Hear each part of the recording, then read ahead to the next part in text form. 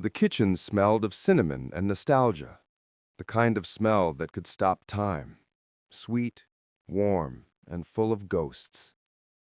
For Evelyn, it was the only thing she had left of her sister, a small, stained recipe card tucked into a tin box labeled Family Favorites.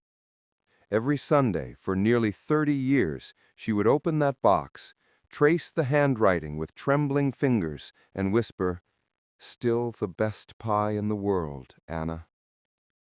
Anna had passed when Evelyn was just 23 years old. They had promised to grow old together, to run the family bakery one day. But life and distance had other plans. Now, at 60, Evelyn lived alone above the same bakery that had long since closed.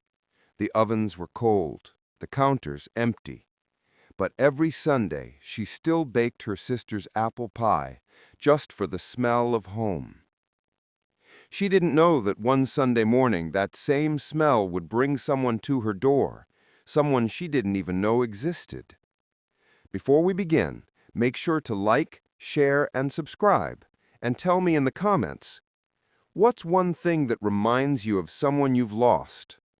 Sometimes memories find their way home, even when people can't. That morning, Evelyn tied on her old flour-dusted apron and began peeling apples. The recipe card was fading, the ink smudged in places where her sister's hands once pressed. Flour, sugar, cinnamon, butter. The ingredients were simple, but for Evelyn, they were sacred.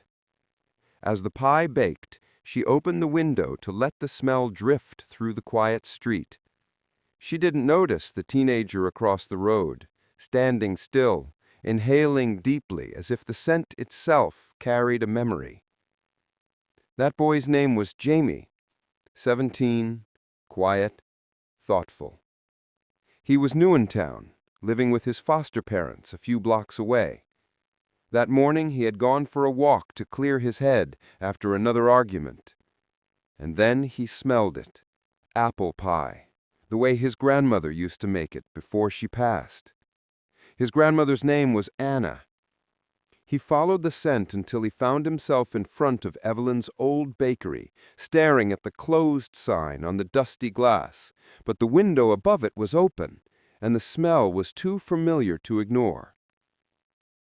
He hesitated, then knocked softly on the door. Evelyn wiped her hands on her apron, frowning. "We're closed, sweetheart." Jamie smiled awkwardly. "Sorry, ma'am, that smell. Is it apple pie?" She chuckled softly. "It sure is. My sister's recipe. Why?" He shrugged, trying to hide the tremor in his voice. "It smells just like my grandmother's. She used to bake one that tasted exactly like that before she died." Evelyn froze. "Your grandmother's name wouldn't happen to be Anna, would it?" Jamie blinked. "Wait, how did you know that?" Evelyn's hands began to shake. "Because, sweetheart, Anna was my sister." For a moment the world went still, like the ticking of the old bakery clock had just stopped to listen. Jamie stepped back, eyes wide. "You're saying you're my grandmother's sister?" Evelyn nodded slowly, tears welling up. "I thought I was the only one left." Jamie swallowed hard. My mom, she never talked much about her mother. She said she died when I was little." Evelyn motioned him inside, her voice trembling. "Come in, dear. There's something you need to see." She led him to the kitchen, the one that had been silent for decades. On the counter sat the pie, golden brown and perfect. Next to it was the tin box, its corners dented and edges rusted with time. Evelyn opened it carefully and took out the recipe card. "This," she said softly, "is your grandmother's handwriting." Jamie reached out, running his fingers across the faded ink. "I can't believe this. I thought everything from her was gone." Evelyn smiled through her tears.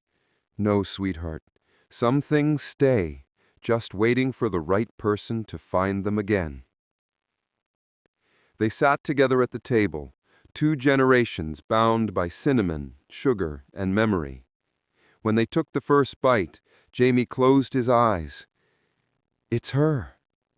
It's exactly the same." Evelyn laughed, a sound that hadn't left her lips in years. "Of course it is. I never changed a thing."